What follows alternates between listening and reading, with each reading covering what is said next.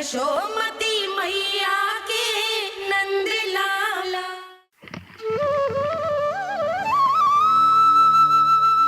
परब्रह्म ईश्वर ने पूरी सृष्टि की रचना केवल एक प्रहर में कर दी थी, किंतु जब उन्होंने स्त्री को बनाया तो उन्हीं परमेश्वर को पूरे 7 दिन और 7 रातें लग गईं,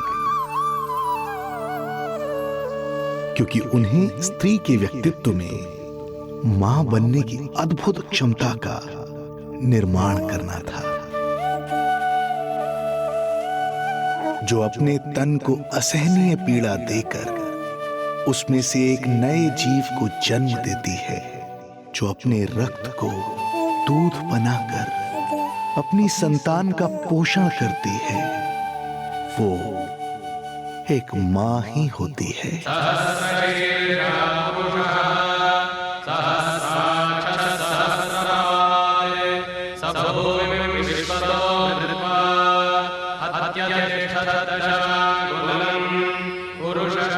स्वयं भगवान श्री विष्णु भी मां की इस ममता से दूर ना रह पाए, विवश हो गए धरती पर अवतार लेने के लिए।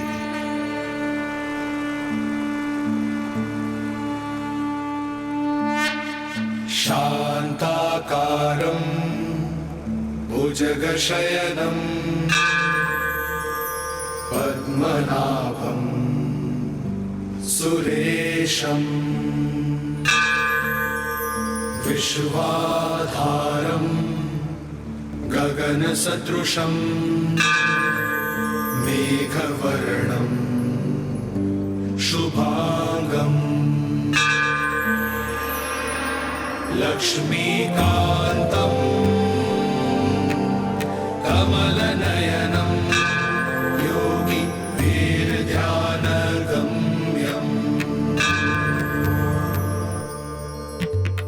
वन्दे विष्णुं भवभयहरं सर्वलोकैकनाथं वन्दे विष्णुं भवभयहरं सर्वलोकैकनाथम्।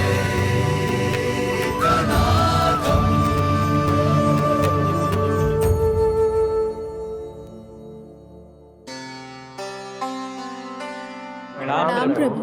प्रणाम प्रणाम माता।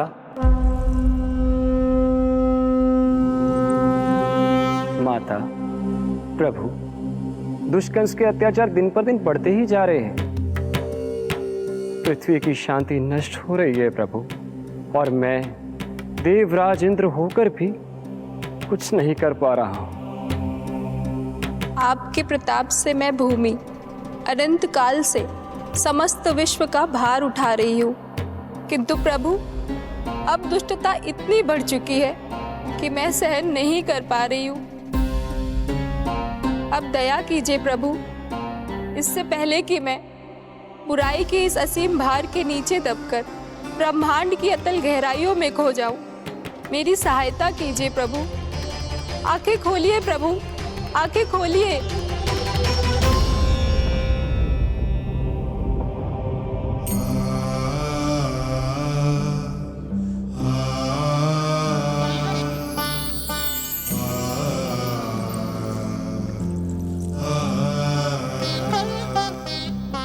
चिंता मत कीजिए, समय की पुकार को अनसुना नहीं करूंगा। मैं आप सबका कष्ट हरूंगा। मैं अवश्य अवतार लूंगा, मैं अवश्य अवतार लूंगा, मैं अवश्य अवतार लूंगा। श्री कृष्ण के रूप में, श्री कृष्ण के रूप में, श्री कृष्ण के रूप में।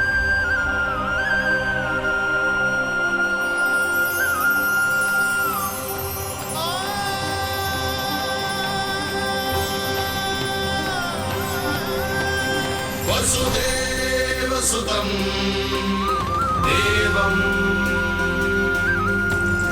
कंसचाणूरमर्दनम्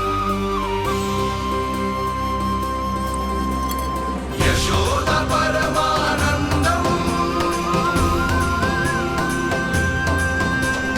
कृष्णं वन्दे जगद्गुरुम्।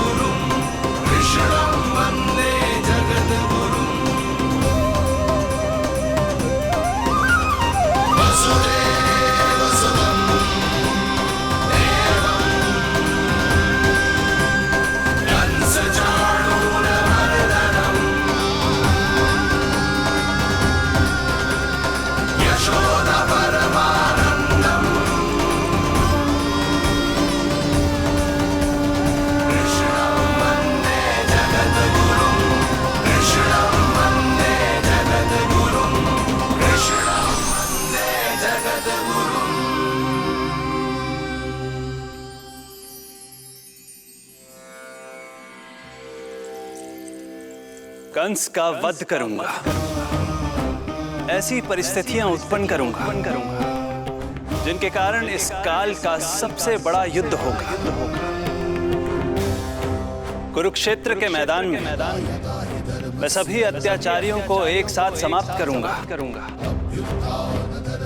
और इस प्रकार मैं भूमि देवी का भार अवश्य हल्का करूंगा। मैं धन्य हुई प्रभु। हम धन्य हुए प्रभु। किंतु ये सब मेरे अगले अवतार के प्रमुख कारण नहीं हैं। तो फिर प्रभु? मेरे अगले अवतार का सर्वप्रथम और सर्व प्रमुख कारण है मां के अलौकिक प्रेम का अनुभव करना। मैं मां की ममता के सभी रूपों का आनंद लेना चाहता हूं। उसके हाथों से भोजन करना, उसके अंग से लिपट जाना, लोरियां सुनना, संसार के सभी संकटों से सुरक्षित उसकी गोद में सोना, उसे मां मां कहकर पुकारना, सांसारिक विषयों के बारे में उससे जानना,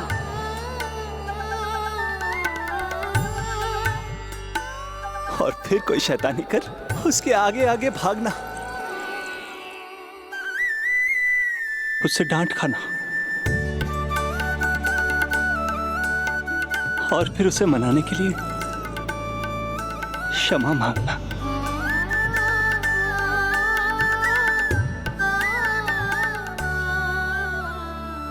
कितना आनंद आएगा जब वो मुझे दंड देने के लिए मेरे पीछे पीछे दौड़ेगी और मैं उस डर से सभी दिशाओं में भागता फिरूंगा। और फिर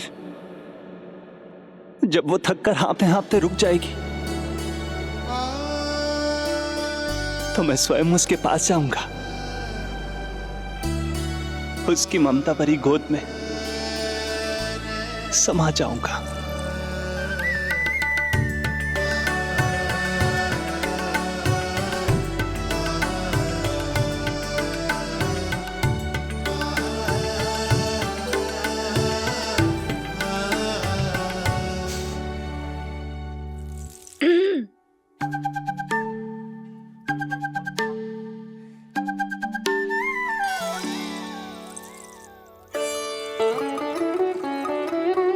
प्रभु, एक प्रश्न है। माँ और संतान के अद्भुत रिश्ते के इस आनंद को आप किसके साथ अनुभव करना चाहते हैं?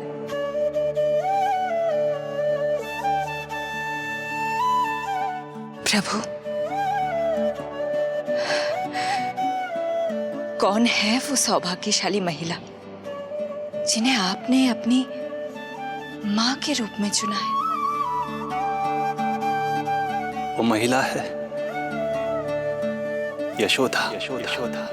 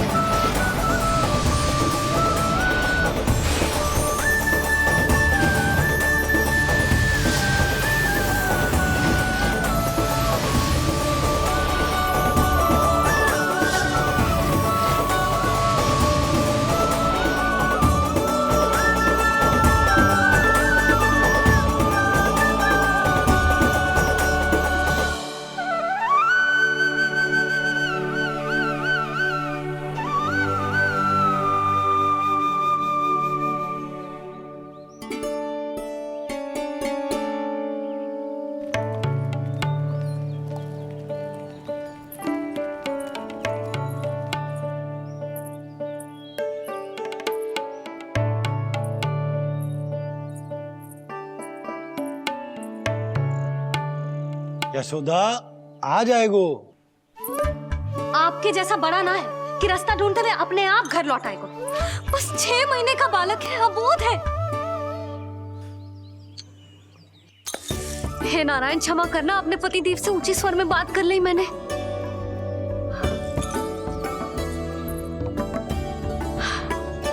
किसी को भी बुद्धि ना है पूरे गोकुल में कि नंद जी का बालक खो गयो है, सुबह सुबह घर से भाग गयो है। किसी को ना पड़ी है कि उसे ढूंढे लेकर आए। यही सामान देते हैं वे गोकुल के राजा को। हे भगवान, ना जाने मेरा बच्चा कहाँ होगो, कैसा होगो। कितना समय होगा है? अब तक तो भूख भी लगी आई होगी उसे। आप क्यों रुक गए? आप खाओ। हाँ हाँ, आप खाओ, आनंद से खाओ। आपको तो कुछ चिंता ही ना है। माँ ही तड़पती है अपनी संतान के लिए।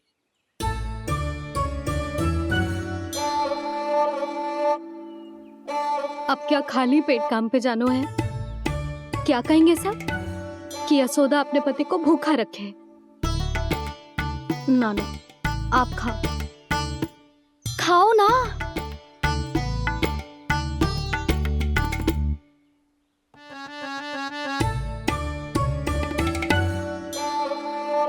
गुड़ के लड्डू कितने पसंद है उसे, कब से बना के रखे हैं।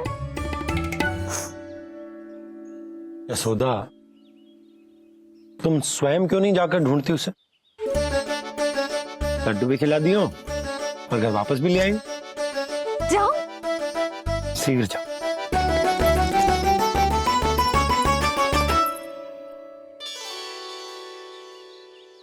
किंतु आप तो खाना खा रहे हो ना पतिदेव? वही तो, मैं खाना खा रहा हूं, परंतु वो भूखा है। तुम जाओ। वो तो भूखा है।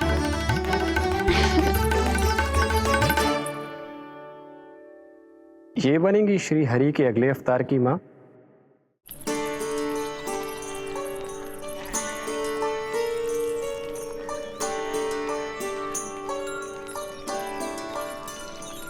मेरे बच्चे को देखो है ना।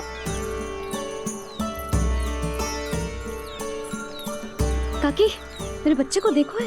नहीं नहीं,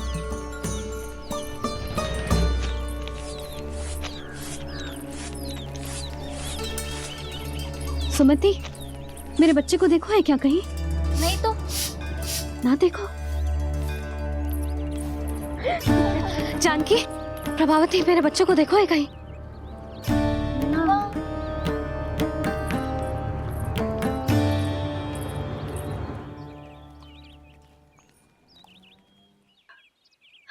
कहाँ है तू?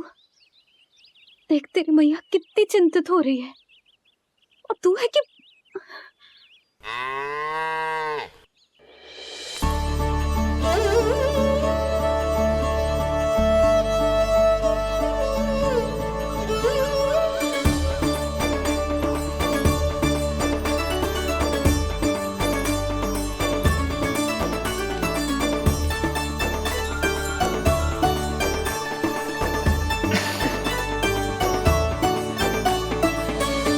हाँ, अभी तक मैया यशोदा का लाडला यही है, 6 माह का बछड़ा। इसी पर ये अपनी सारी ममता न्योछावर करती हैं। तू फिर भाग गो। प्रतिदिन का काम होगा है तेरा। मैंने कही थी ना, मेरे बिना, अपनी मैया के बिना कहीं ना जानो है।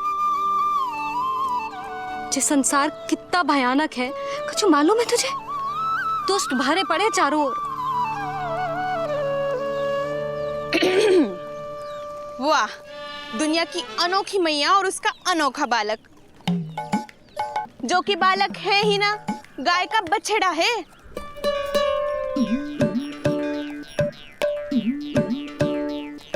तो लक्षणा, तुम्हारी जे दशा कौन ने की? और कौन ने? जे तुम्हारे सपूत ने कूद फाद के मेरे पूरे बगीचे का सत्यानाश कर दो है। मेरा रामू ऐसा कर ही ना सकता। जे क्यों आएगा तुम्हारे बगीचे में? रंग बिरंगे फूलों के लिए। फूलों के लिए? हाँ, जीप लपलपाती है इसकी मेरे फूलों के लिए। सुबह सुबह भाग के आ जाता है इन्हें खाने के लिए। फूल खाने? सुलक्षणा, तुम्हें कछु वहम हुआ है। जे मेरा रामू है, जे फूल वूल क्यों खाएगो भला? अच्छा, तो फिर आप ही इसका मुंह खोलो और स्वयं देख लियो। हाँ तो ठीक है, असत्य के पैर ना होते जो अभी सिद्ध हो जाए वो। रामू मुंह खोल के दिखा। मैया की कहीं मानते हैं ना, मुंह खोल। रामू सुलक्षणा चाची को दिखा दे कि तूने उनके फूल ना खाए। चल मुंह खोल, मुंह खोल।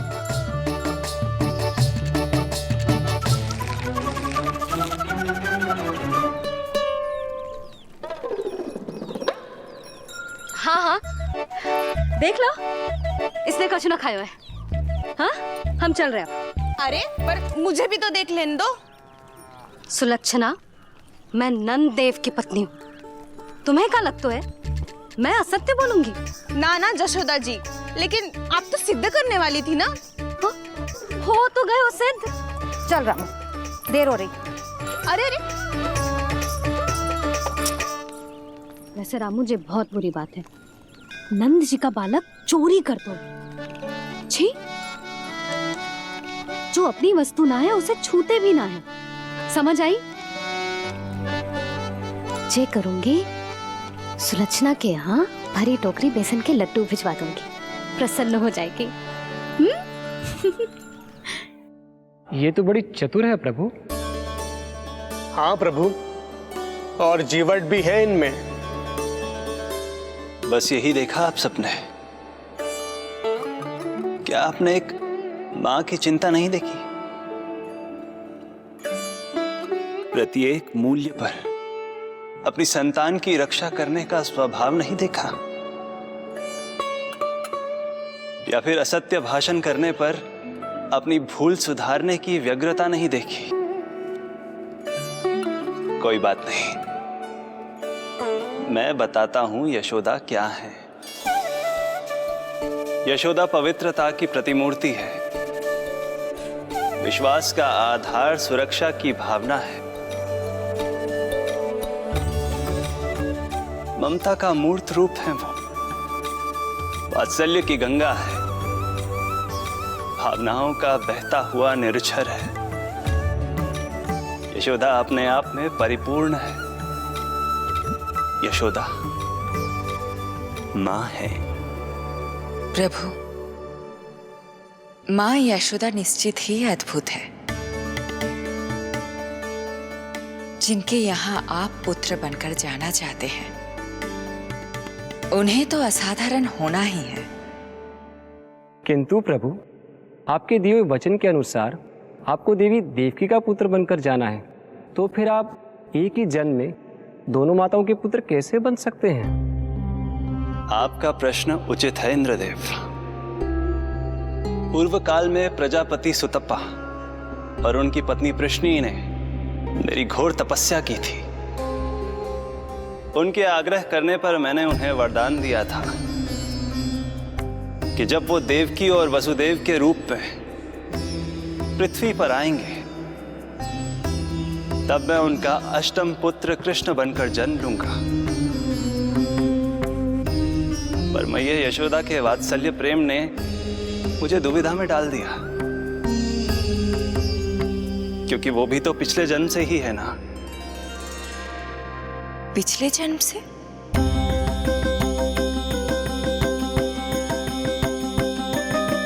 पिछले जन्म में मैया यशोदा 8 वसुओं में से एक श्री द्रोण की पत्नी धरा थी।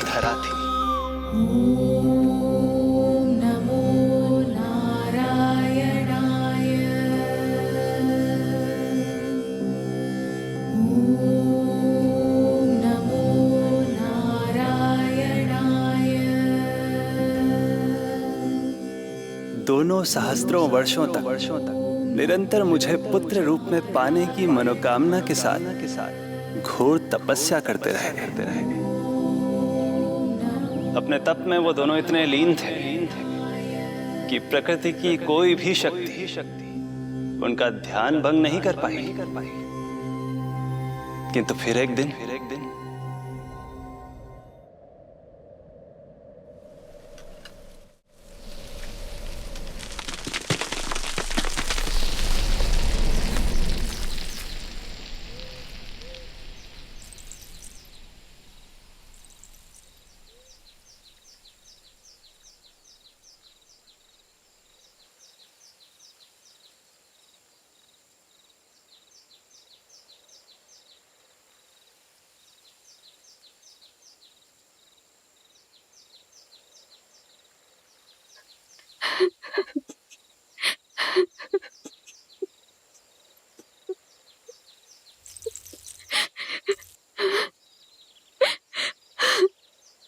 हमारे भक्ति में ऐसी क्या कमी रह गई प्रभु कि अभी तक आपके दर्शन का सौभाग्य नहीं मिला।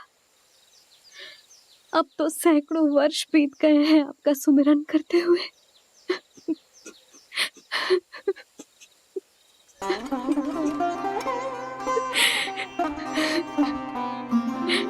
साचा सुमिरन सबसे हरि का, साचा है हरि नाम।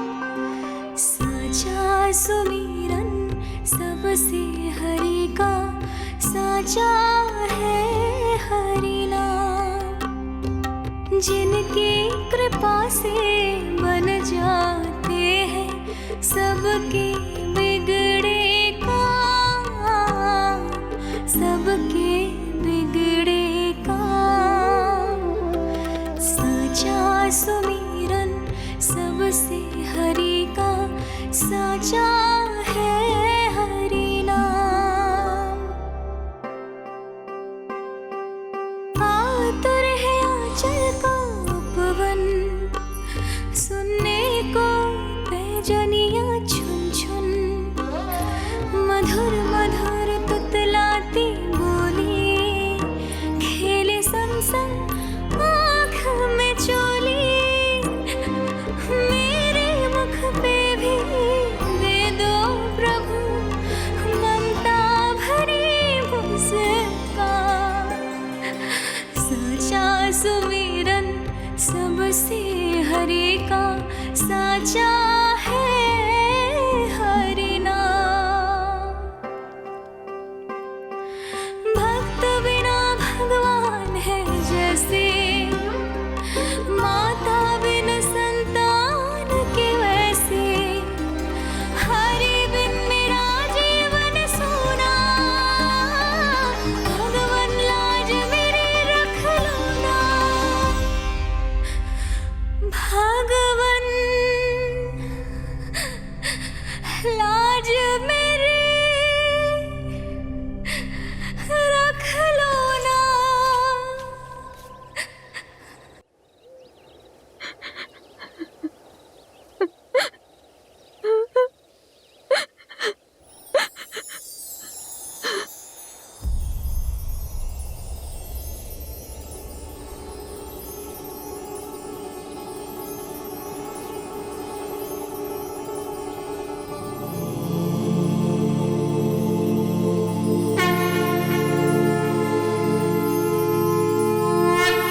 सशंख चक्रम सकिरीट कुंडलम,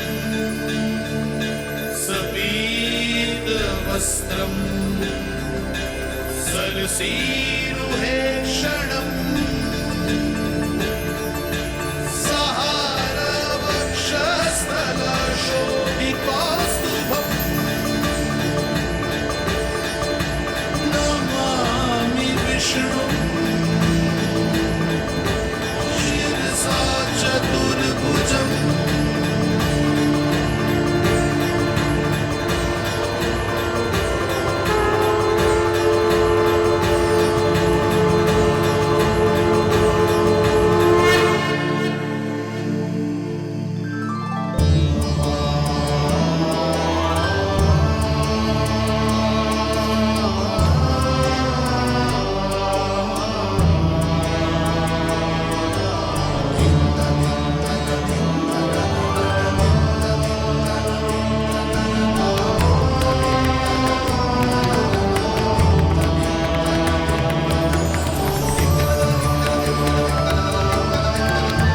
कहिए कहिए, क्या वरदान पाना चाहते हैं आप? प्रभु, हम आपकी सेवा करना चाहते हैं, परंतु भक्त की भांति नहीं, अभी तो माता पिता के समान। आपका एक पुत्र के रूप में पालन पोषण करें। आप हमें माँ पिता के भांति प्रेम दें और हम आप पर अपनी ममता न्योछावर कर सकें। बस इतनी ही इच्छा है प्रभु। आपकी इच्छा पूर्ण होगी। मैं आपकी संतान के रूप में अवश्य आऊंगा, किंतु उसके लिए आपको मेरे अगले अवतार के बाद एक और अवतार की प्रतीक्षा करनी होगी,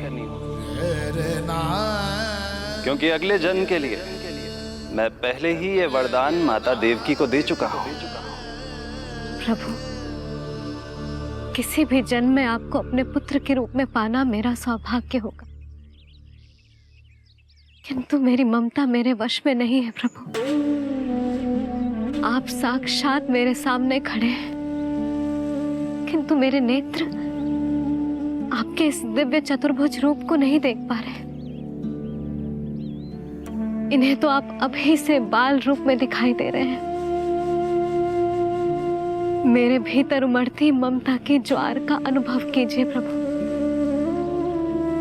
केवल कल्पना मात्र से मेरा वक्षस्थल दूध से भराया है।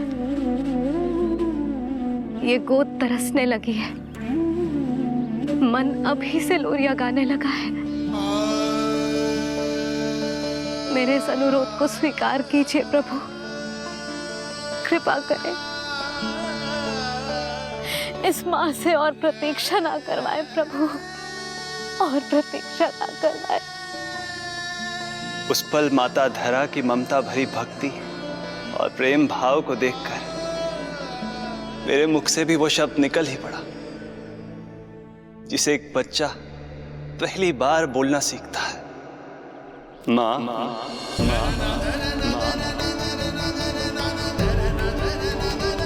अब ये प्रतीक्षा केवल आपकी ही नहीं, मेरी भी होगी, मेरी भी होगी। मैं भी तरसूंगा आपका पुत्र बनने के लिए, पुत्र बनने के लिए। इस समय मैं विवश हूँ, समय मैं विवश हूँ, समय मैं विवश हूँ, किंतु मैं आपको वचन देता हूँ, आपको वचन देता हूँ, आपको वचन देता हूँ, मैं आपकी संतान बनकर अवश्य आऊंगा, अवश्य आऊंगा। प्रभु,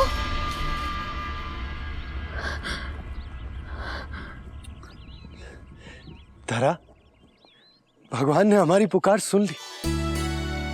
वरदान तो सभी भक्तों को मिलता है, परंतु हमें तो हरि का वचन मिला है। वो आएंगे, अवश्य आएंगे। अब हमें केवल उस शुभ दिन की प्रतीक्षा करनी है। अब और प्रतीक्षा नहीं होगी मुझसे।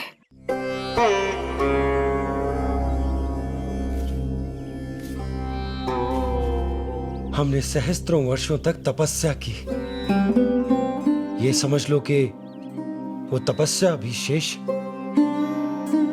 नहीं। श्री हरि को अपने सामने देखकर मेरी व्याकुलता का बांध टूट गया है। 2 जन्म बहुत बड़ा समय होता है स्वामी। अपने पुत्र के रूप में हरि को गोद में खिलाने के लिए अब मैं और 2 जन्मों तक प्रतीक्षा नहीं कर सकती।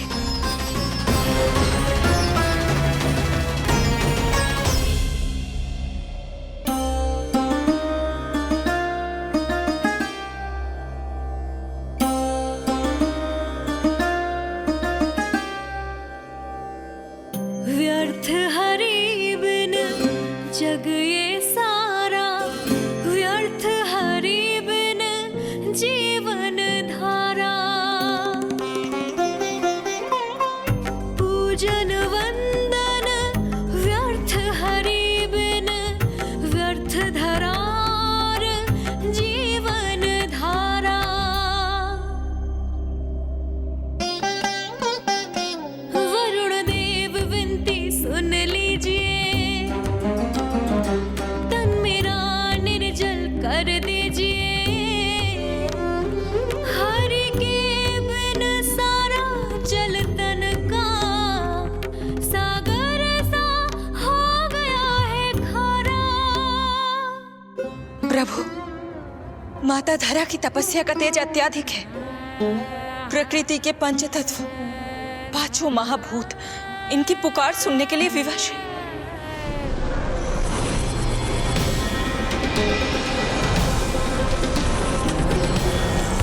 धरा, प्रिय, ये क्या कर रही हो? रुक जाओ। जठराग्नि सब दूर ये कर दो, अग्नि देव मेरे ताप को हर लो। माता जो वंचित ममता से, जग में नहीं उसको कुछ प्यारा। पूजन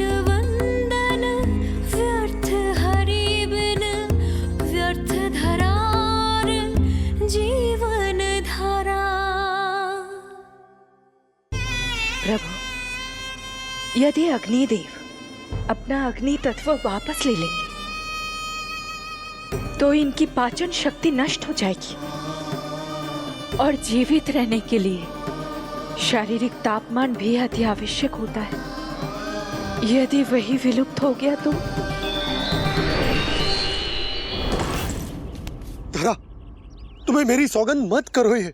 हे भूमाता आकृति दाता, मिथ्या है ये माटी का ढांचा, माटी मुक्त करो इस तन से, जब ना मिला हरि का सहारा।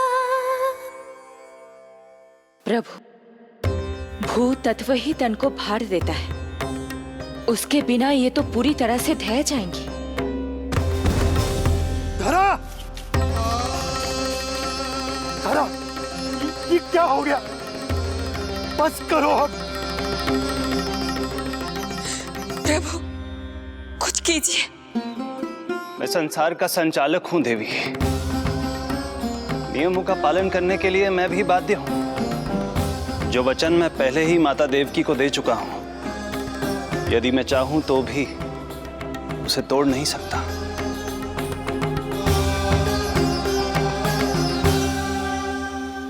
सुख लो आयु सब इस तन की, आस है जो ना शेष है मन की। वायु देव कृपा करो अब ये, रोक दो इन श्वासों की धारा।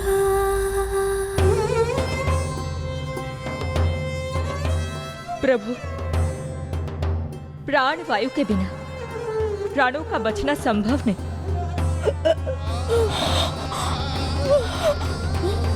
धरा, धरा, धरा, धरा, बस करो अब। क्या तुम अपनी सुध-बुध खो चुकी हो? तुम्हारे प्राणों में मेरे भी प्राण बसते हैं प्रिय। रुक जाओ। हे आकाश देव, तुमको मेरा अंतिम प्रणाम। अंतरात्मा लीन करो मेरी, लेके श्री हरि का नाम।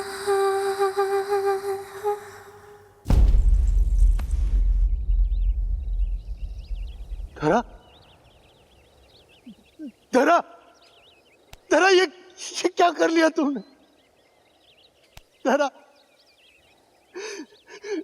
कोई है, कोई है, सहायता कीजिए। धरा, जल, धरा, तुम चिंता मत करना, मैं यही हूं। मैं 2 क्षण में जल लेकर आता हूं।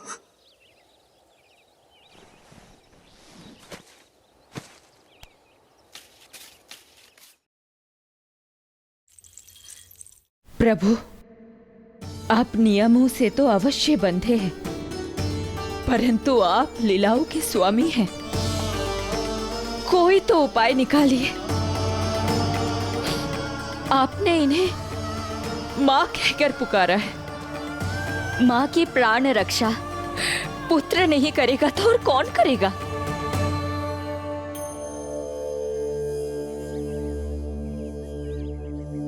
प्रेम ना जिसकी सीमा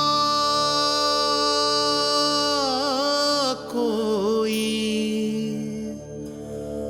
ना कोई आयाम, माँ की ममता के आगे विवश हुए भगवान,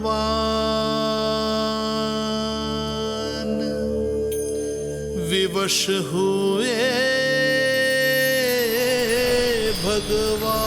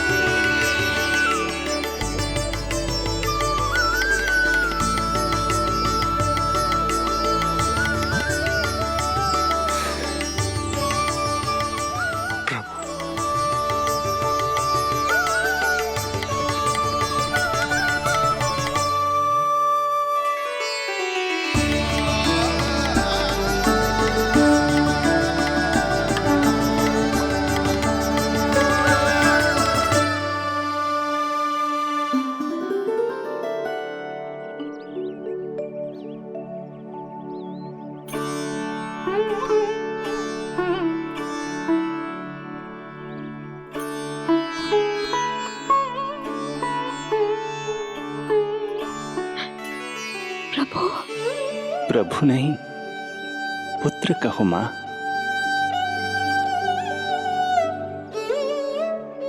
पुत्र, मेरा पुत्र, मेरा पुत्र।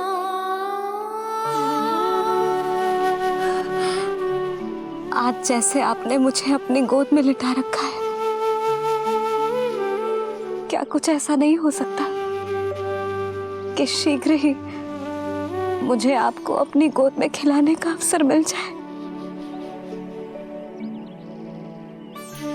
आज तो मैं केवल मूर्छित हुई हूं, किंतु शीघ्र ही यदि मुझे आप पुत्र रूप में ना मिले तो मेरे प्राण चले जाएंगे। ऐसा ना कहो मां।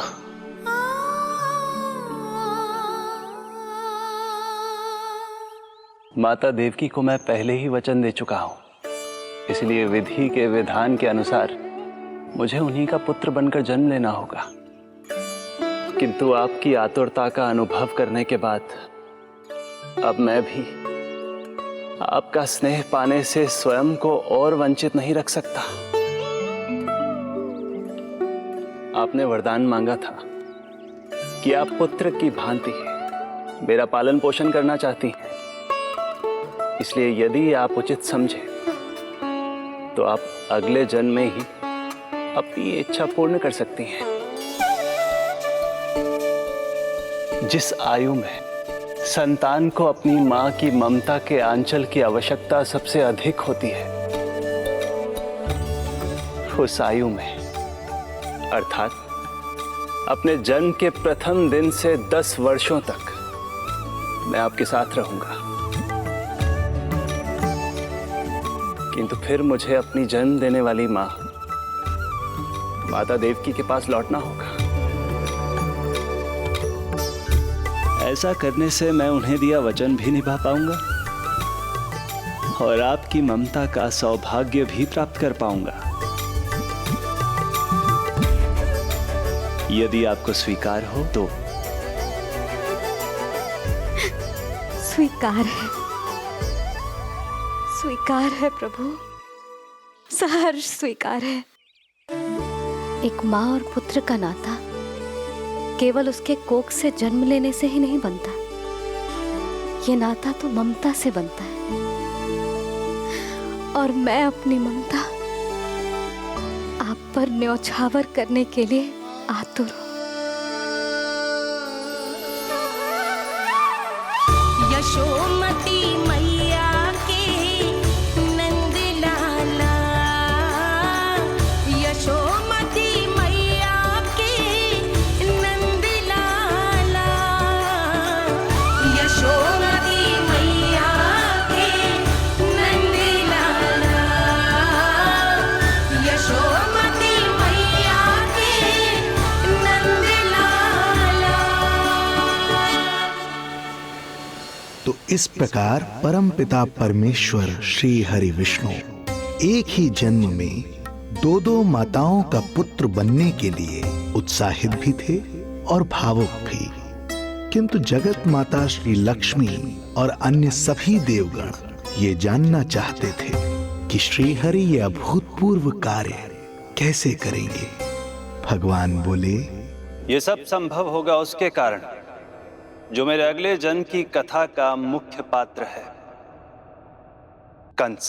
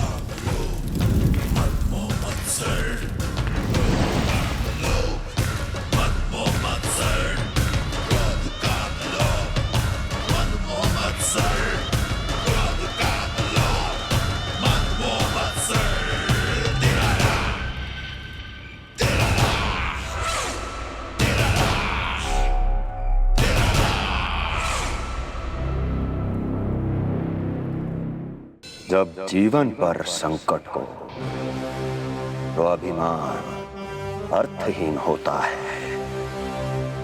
जब प्राणों पर बनाए तो सम्मान स्वाभिमान सब निरर्थक होता है। इन व्यर्थ के मूल्यों को बीच में मत आने दो। और दया उसे तो बिल्कुल नहीं। मार डालो साधु संत ऋषि मुनि स्त्री वृद्ध, चाहे वो नवजात शिशु ही क्यों ना हो। किंतु हां, यदि शत्रु भारी पड़ने लगे, पराजय सामने दिखाई देने लगे, तो उसी क्षण शत्रु के पैर पकड़ लो और अपने प्राणों की भिक्षा मांग लो। अहंकार को आड़े मत आने दो। अग्नेः शेषम ऋणः शेषम शत्रुः शेषम तथैव च पुनः पुनः प्रवर्धेत तस्मात् शेषम न कार्येत। अर्थात अग्नि की एक भी चिंगारी, ऋण की एक भी मुद्रा और शत्रु की एक भी संतान यदि शेष रह जाए तो शीघ्र ही विकराल रूप धारण कर सकती है। इन सब का समूल नाश ही एकमात्र उपाय है अपनी सुरक्षा का। इसलिए कहता हूं, साम दाम दंड भेद कोई भी युक्ति क्यों ना लगानी पड़े, शत्रु के प्राणों का हरण ही परम उद्देश्य होना चाहिए। छोड़ो मत, फिर चाहे वो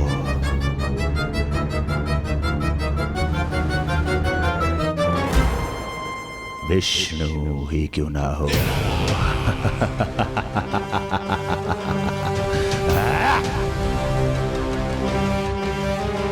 यही थी कंस की दिनचर्या। वो प्रतिदिन स्वयं को स्मरण कराता था कि स्वार्थ के लिए किसी भी सीमा को तोड़ने में कुछ अनुचित नहीं है। तभी तो राजगद्दी प्राप्त करने के लिए उसने अपने पिता महाराज उग्रसेन को भी नहीं छोड़ा था। पिताजी,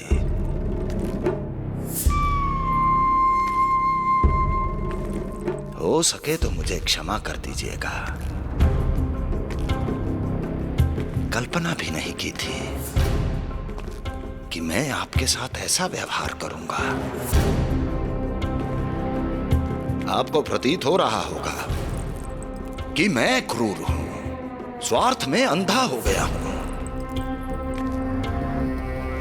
किंतु मैं विवश हूं।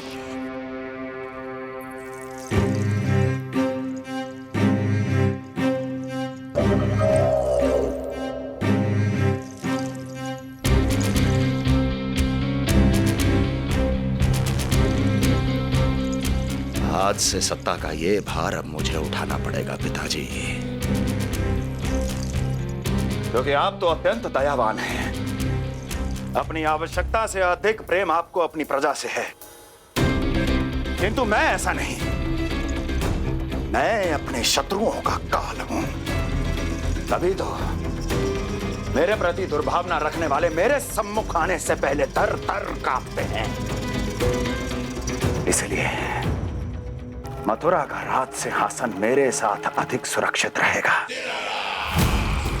क्योंकि मैं आपसे अधिक उपयुक्त हूं पिताजी। मेरा विश्वास कीजिए। हृदय पर गोवर्धन पर्वत रखकर मुझे यह निर्णय लेना पड़ रहा है पिताजी।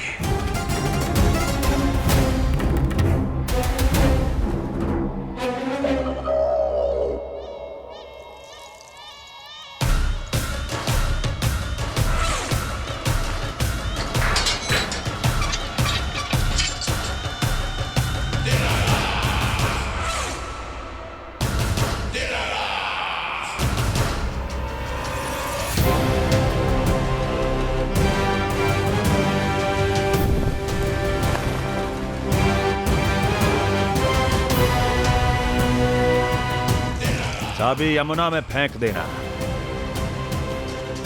कोई कितना भी क्रूर, कठोर राक्षस ही क्यों ना हो, किसी न किसी के लिए उसके हृदय में भी प्रेम उपजता ही है। कंस भी इस नियम का अपवाद नहीं था। इस संसार में एक जीवात्मा ऐसी भी थी जिसे वो स्वयं से भी अधिक स्नेह करता था, और वो थी उसकी लाडली बहन देवकी।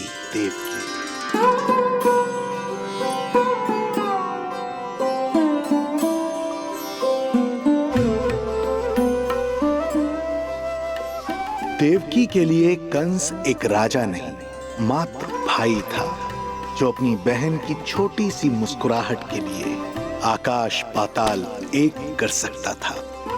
अत्यंत धूमधाम से उसने अपनी देवकी का विवाह यादवराज वसुदेव के साथ संपन्न करवाया। रुको।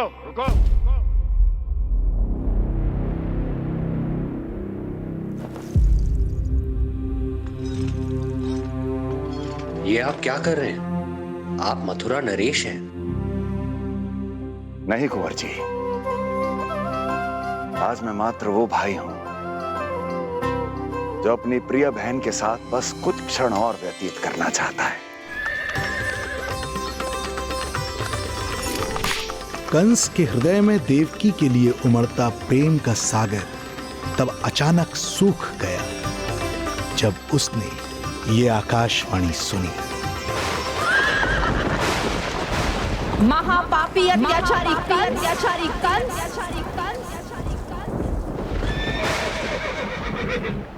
जिस देवकी को तू इतने प्रेम से ससुराल ले जा रहा है, वही तेरे अंत में सहायक होगी।